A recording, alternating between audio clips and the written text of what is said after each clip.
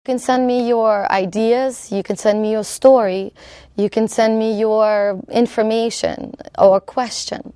Please reach out to me, and I would love to speak with you personally and see how it is that we can connect, because this is what it's about in the end. It's about us, the good people, the caring citizens, connecting our forces in order to begin a transformation, which is already in place, but we need to add to it.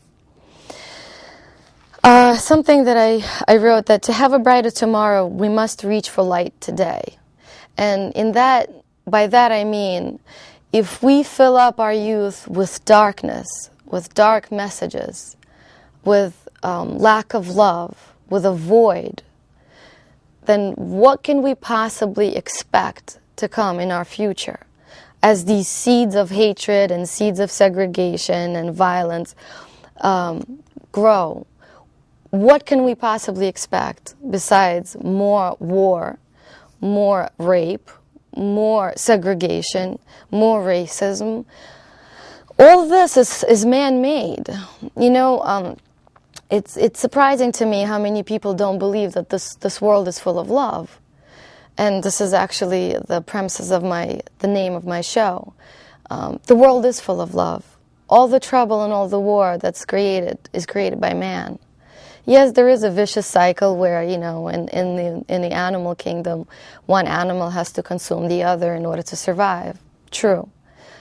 But in the human world, we have the conscious choice. We have a conscious ability to make a decision to do wrong or to do right.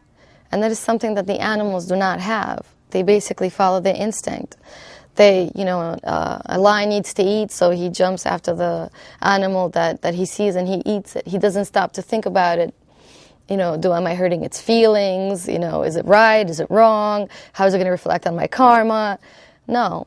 But we are, as humans, intellectual, emotional, intelligent, wise beings. There's no reason why we have to continue all the hatred and the wars and the rape and all the horrors that go on every single day of our lives.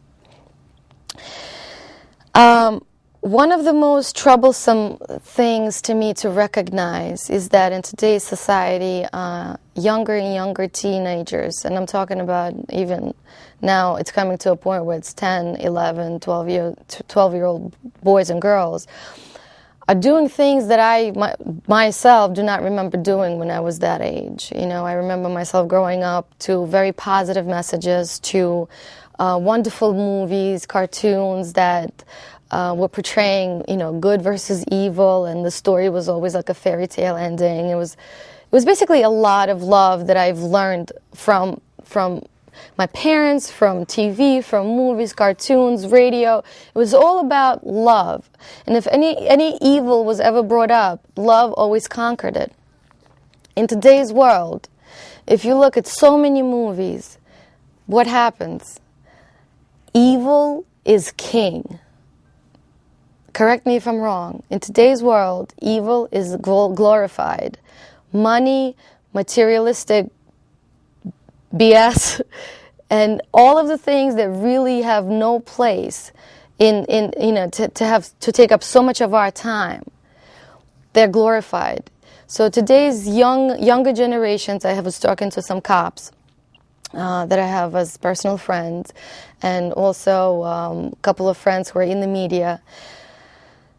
More and more cases, absolutely horrifying cases of rape and molestation and gang violence that are occurring, and more girls are getting into trouble than ever before, being arrested and sent to jail. That is wrong. That is wrong. We're living in a civilized society, and there's no reason for it to be happening. So to sort of summarize, to conclude, what I've been trying to say is the show that I'm going to have for the teenagers and, you know, for our youth is going to touch on every subject you can possibly imagine. Something that's not talked about at all is teen relationships. You know, I don't know any show pretty much that really concentrates on how two kids should interact with each other when the relationship is brand new. They have not gained enough wisdom or life experience to really understand what is right and what is wrong. And in that respect, they absolutely require our guidance. And without that proper guidance, they make the wrong decisions, which lead to pretty horrific circumstances, consequences.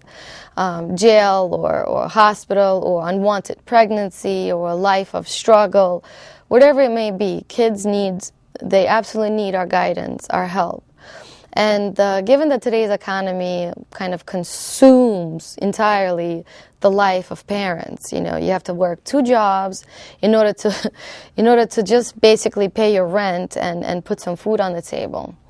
So when the parents are outside and, you know, just trying to earn income, kids being outside getting into trouble. So one of the main focuses of the series that I'm going to have with Minister Calvin Dove, is called The Science of Trouble. And the science of trouble is not S-I-G-N-S, but as scientific. We're going to break down, as a science, trouble. How do kids get into trouble?